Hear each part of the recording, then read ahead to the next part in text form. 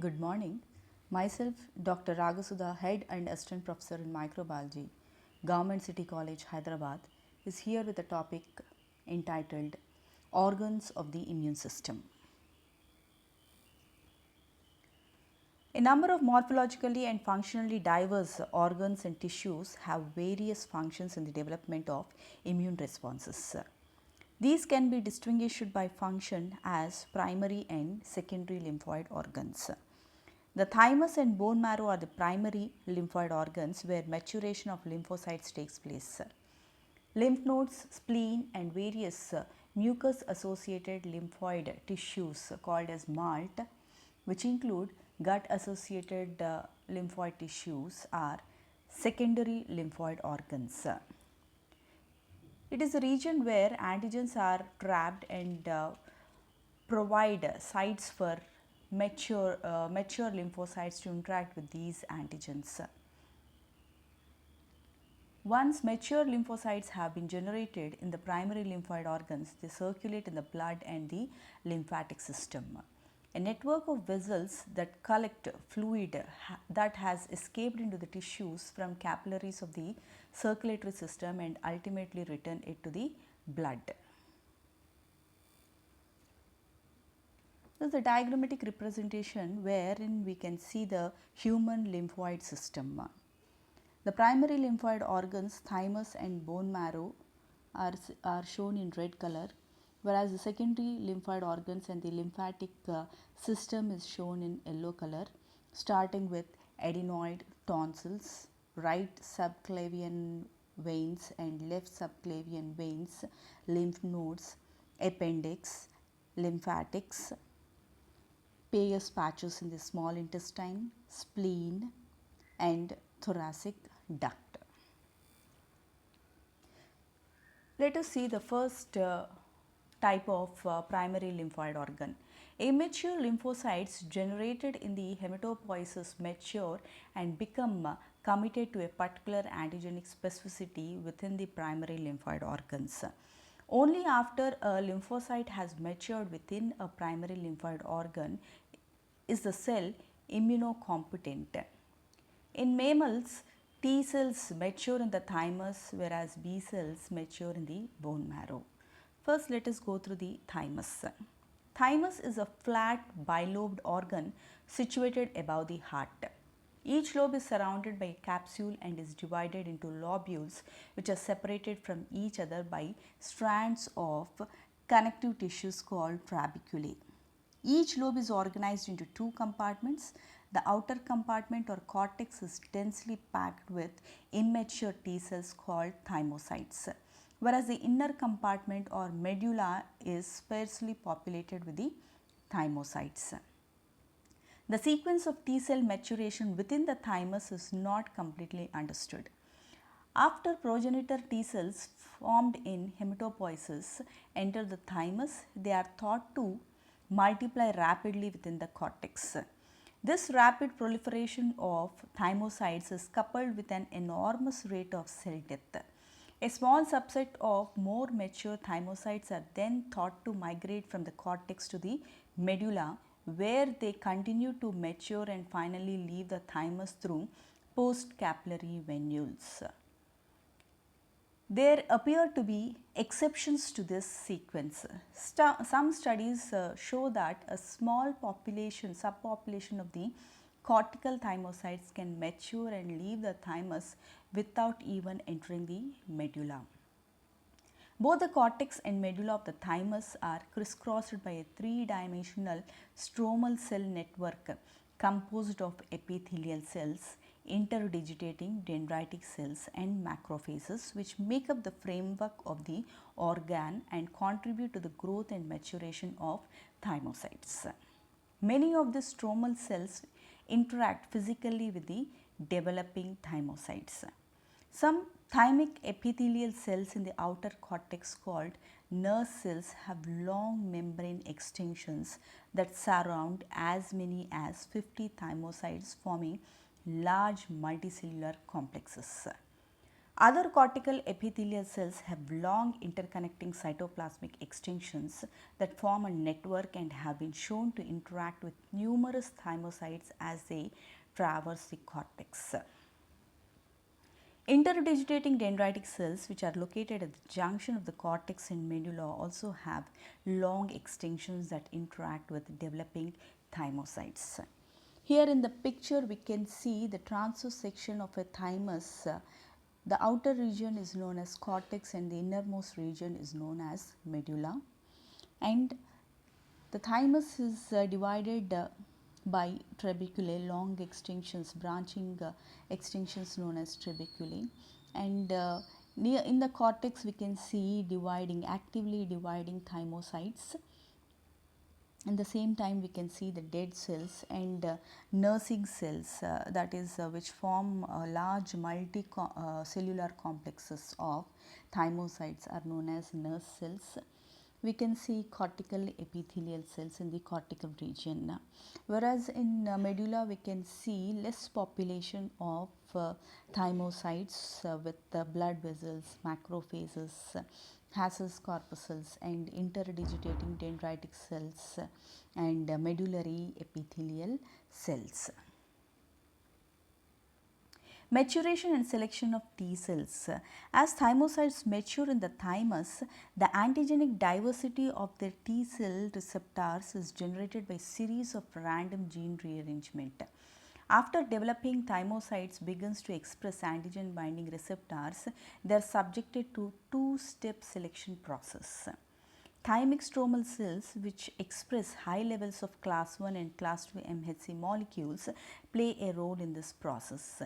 Any developing thymocytes that are unable to recognize a self MHC molecule or that do have a high affinity for self antigen plus self MHC are eliminated by programmed cell death or apoptosis. Thus, only those cells whose receptors recognize a self MHC molecule plus foreign antigen are allowed to mature. In this process, we can see an estimation of 95 to 90% of all thymocytes progeny undergo programmed cell death within the thymus without even maturing.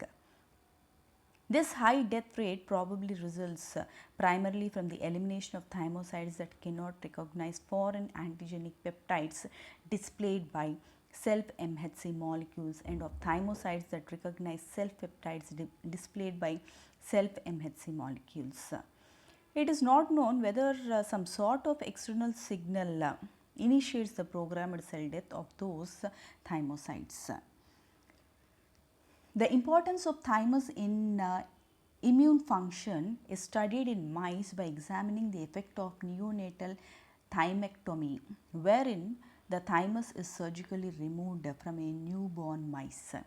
These thymectomized mice show a dramatic decrease in circulating lymphocytes of the T cell lineage and absence of cell mediated immunity. Other evidences of importance of thymus comes from the studies of a congenital birth defect in humans known as DiGeorge syndrome, and in certain mice in which the thymus fails to develop. In both cases, there is absence of circulating T cells and of cell mediated immunity and an increase in infectious diseases. Aging is accompanied by declining in thymic function. This decline may play some role in the decline in immune function during aging in humans and mice. The thymus reaches its maximum size at puberty and then atrophies, with a significant decrease in both cortical and medullary cells and an increase in the total fat content of the organ. Whereas the average weight of thymus is 70 grams in infant, in age dependent involutions leaves an organ with an average weight of only 3 grams in the elderly. The next primary lymphoid organ is bone marrow. In birds, a lymphoid organ called bursa fabricus, a gut associated lymphoid tissue, is the primary site of B cell maturation.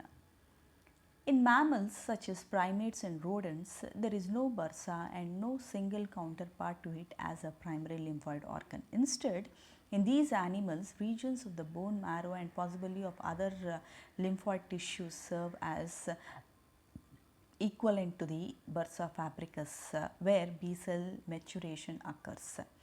However, there are mammals, cattle and sheep of example in which early fetal spleen and large specialized pair patches called ileal pairs patches act as primary lymphoid tissue for maturation, proliferation and diversification of B cells. In rabbits too, it uses gut associated tissues such as appendix as primary lymphoid tissues for important steps in the proliferation and diversification of B cells. In those animals whose immature B cells proliferate and differentiate within the bone marrow, stromal cells within the bone marrow interact directly with the B cells and secrete various cytokinins that are required for the development. Like thymic section during T cell maturation, a section process within the bone marrow eliminates B cells with self-reactive antibody receptors. The lymphatic system. The lymphatic system is made up of lymphatic vessels and lymph nodes. Lymph stands for fluid and cells in the lymphatic vessels. Lymphatic vessels function in collecting and returning interstitial fluid to the blood. They transport immune cells throughout the body. They transport lipid from intestine to the blood. Lymph nodes are kidney-shaped organs at intervals along the lymphatic vessels.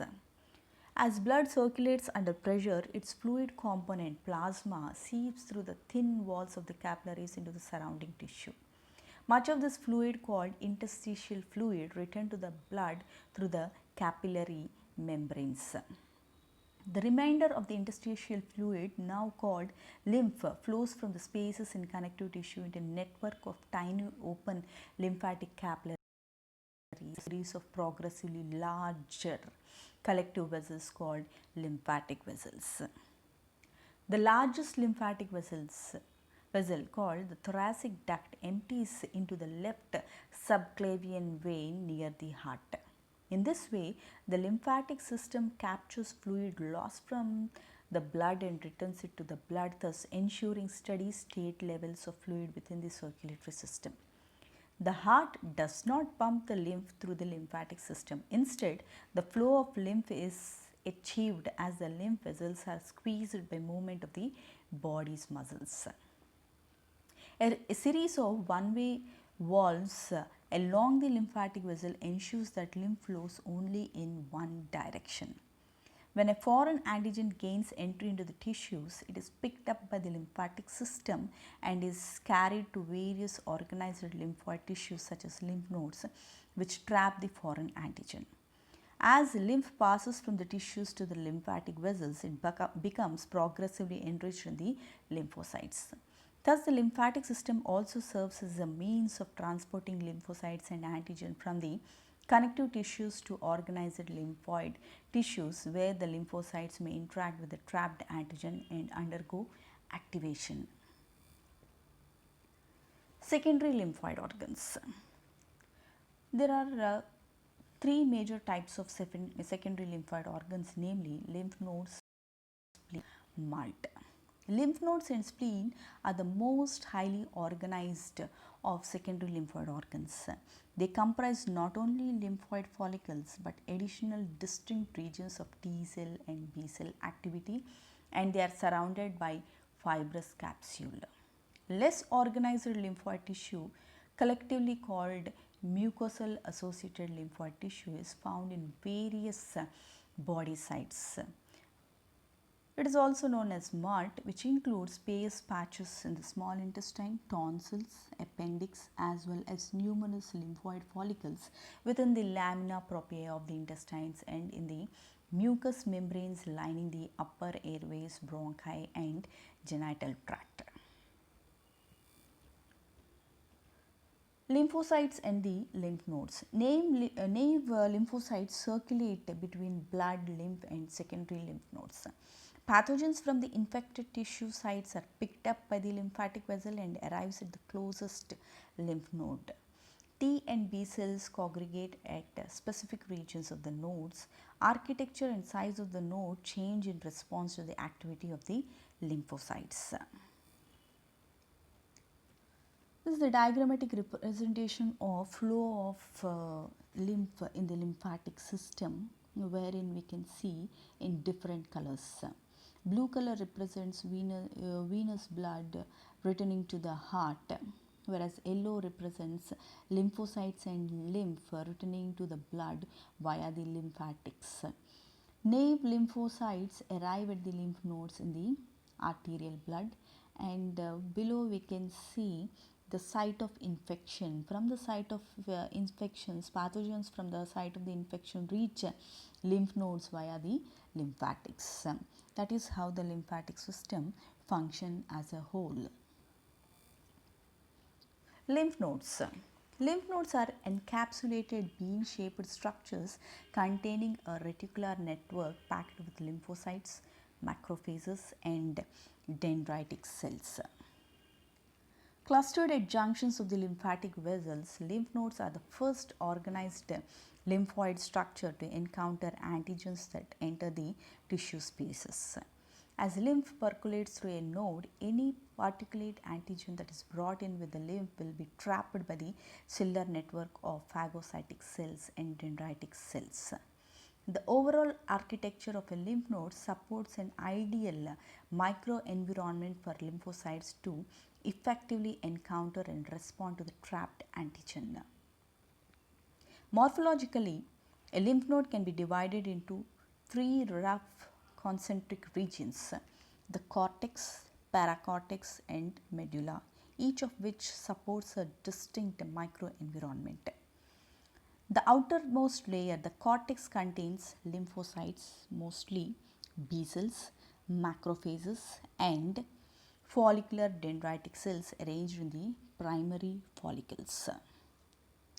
After antigenic challenge, the primary follicles enlarge into secondary follicles, each containing a germinal center. In children with B cell deficiencies, the cortex lacks primary follicles and germinal centers. Beneath the cortex is the paracortex, which is populated largely by the T lymphocytes and also contain interdigitating dendritic cells thought to have migrated from tissues to the node. These interdigitating dendritic cells express high levels of class II MHC molecules, which are necessary for presenting antigen to the Th cells. Lymph nodes taken from neonatally thymectomized mice have unusually few cells in the paracortical region. The paracortex is therefore sometimes referred to as thymus dependent area, in contrast to the cortex, which is thymus independent area. The innermost layer of the lymph node, the medulla, is more sparsely populated with the lymphoid lineage cells of those present. Many are plasma cells actively secreting antibody molecules. As antigen is carried into the regional node by the lymph, it is trapped, processed and presented together with the class II MHC molecule by interdigitating dendritic cells in the paracortex, resulting in the activation of T helper cells. The initial activation of B cells is also thought to take place within the T cell rich paracortex. Once activated, T helper and B cells form small follicle consisting largely of proliferating B cells at the edges of the paracortex. Some B cells within the foci differentiate into plasma cells secreting IgM and IgG. These foci reach maximum size within 4 to 6 days of antigen challenge. Within 4 to 7 days of the antigen challenge, a few B cells and T helper cells migrate to the primary follicle of the cortex. It is not known what causes the cells to migrate to the primary follicles. Within a primary follicle, Cellular interactions between follicular dendritic cells, B cells and T cells takes place, leading to the development of the secondary follicle with a central germinal center. Some of the plasma cells generated in the germinal center move to the medullary area of the lymph node and many migrate to the bone marrow. After lymphatic vessels pierce the capsule of the lymph node at numerous sites and empty lymph into the subcapillary sinuses, lymph coming from the tissues percolates slowly inward through the cortex, paracortex and medulla, allowing phagocytic cells and dendritic cells to trap any bacteria or particulate material carried by the lymph. After infection or the introduction of other antigens into the body, the lymph leaving a node through its single efferent lymphatic vessel is enriched with antibodies newly secreted by the medullary plasma cells and also have a 50-fold higher concentration of lymphocytes in the efferent lymph. The increase in lymphocytes in lymph leaving a node is due in part to the lymphocyte proliferation within the node in response to the antigen. Most of the increase, however, represents blood-borne lymphocytes that migrate into the node by passing between specialized endothelial cells that line the postcapillary venules of the node. Estimates are that 25% of the lymphocytes leaving a lymph node have migrated across this endothelial layer and entered the node from the blood.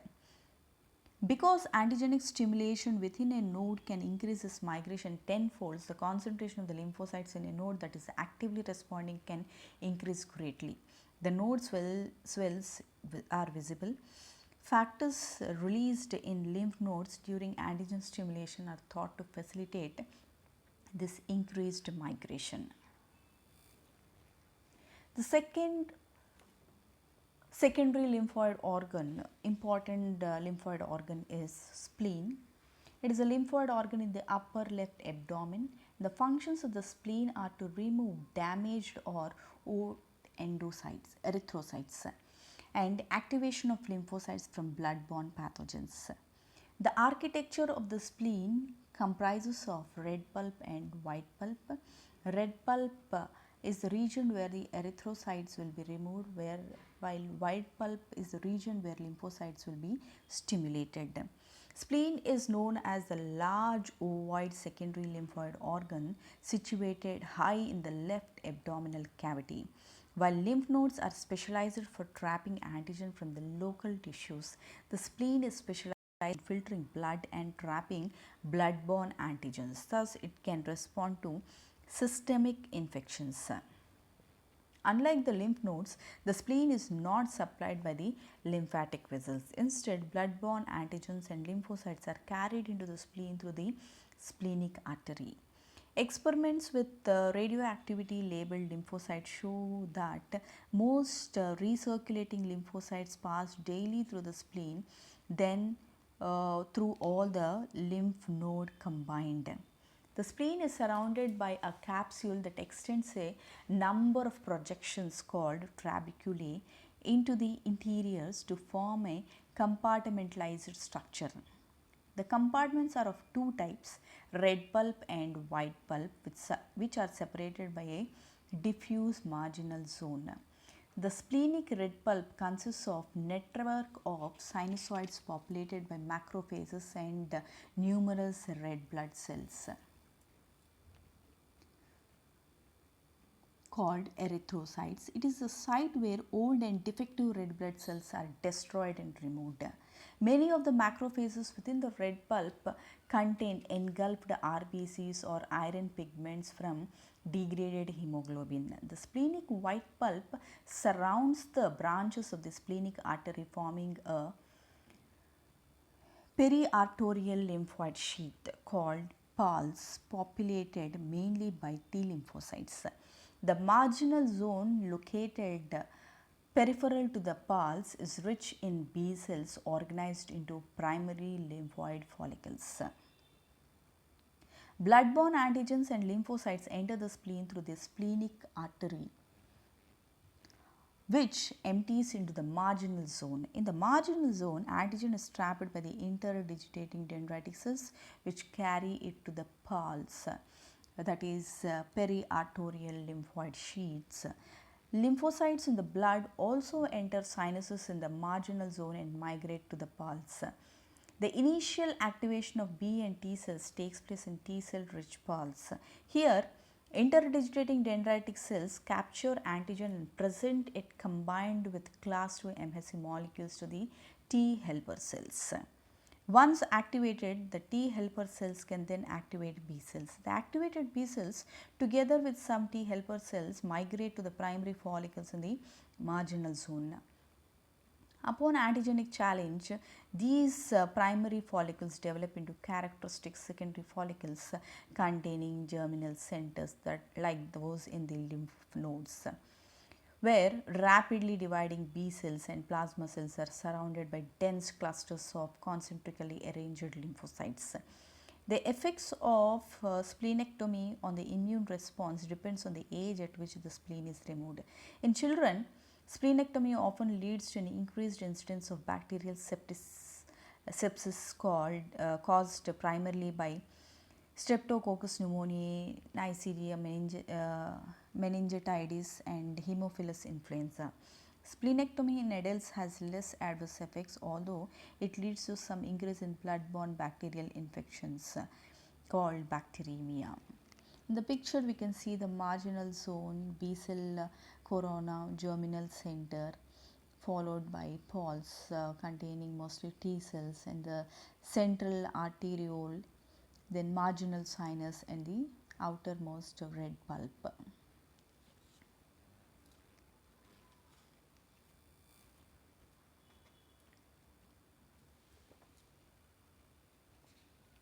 Secondary lymphoid tissue associated with the mucous membrane.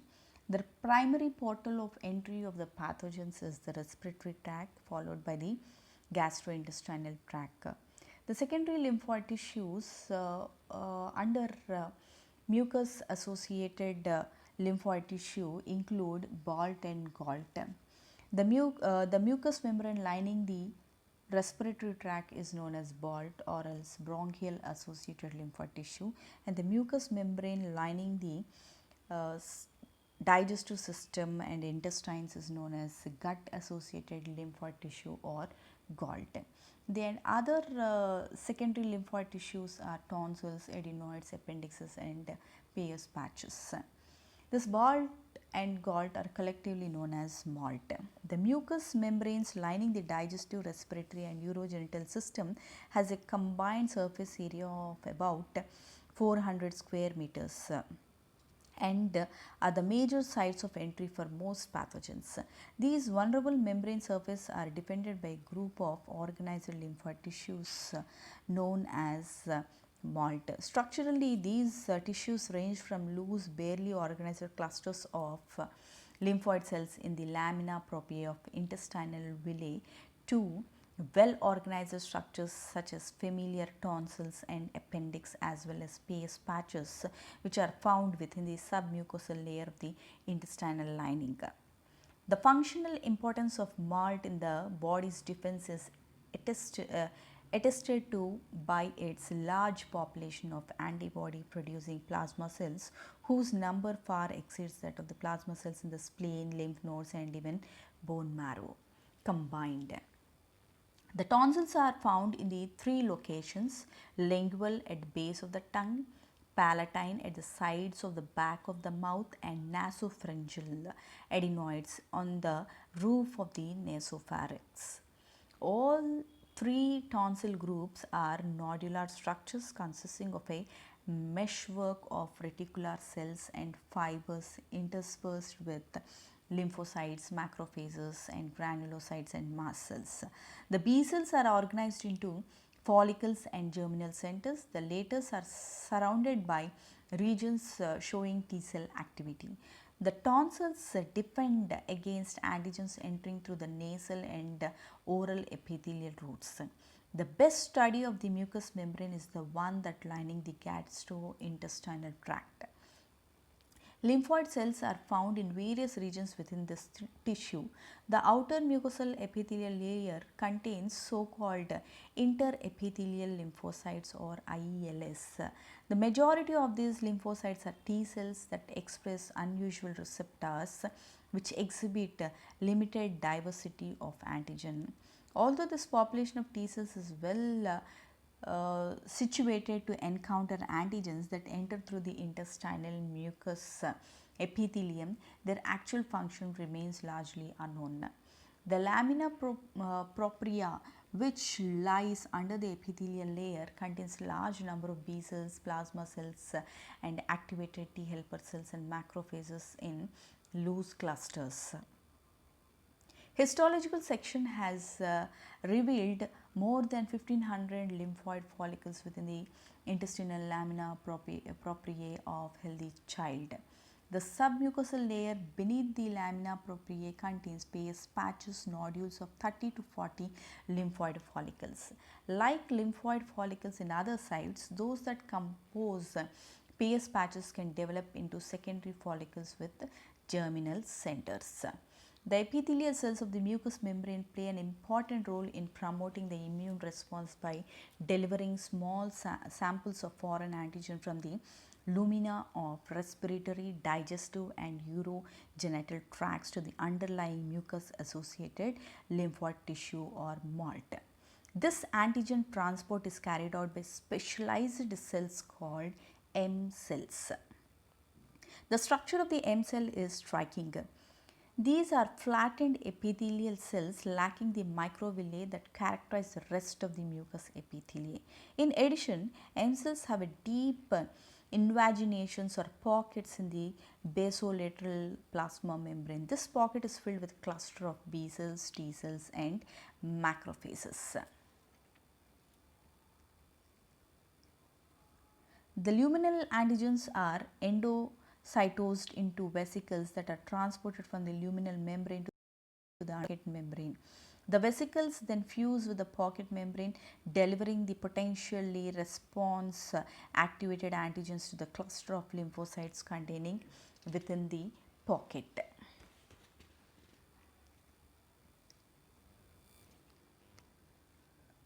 This is the picture of gut associated lymphoid tissue, wherein we can see the M cells in the epithelium of the gut, which comprises of T cell area, then germinal centers and follicles with B cell area. M cells are located in so-called inductive sites, small regions of a mucous membrane that lie over organized lymphoid follicles. Antigens transported across the mucous membrane by M cells can activate B cells within these lymphoid follicles. The activated B cells differentiate into plasma cells, which leave the follicles and secrete the IgA class of antibodies. These antibodies are then transported across the epithelial cells and released as secretory IgA into the lumen, where they can interact with the antigen.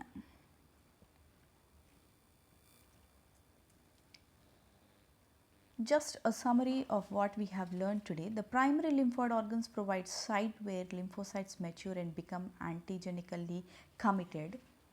T lymphocytes mature within the thymus and B lymphocytes mature within the bursa fabricus in birds and in bone marrow of several but not all mammalian species.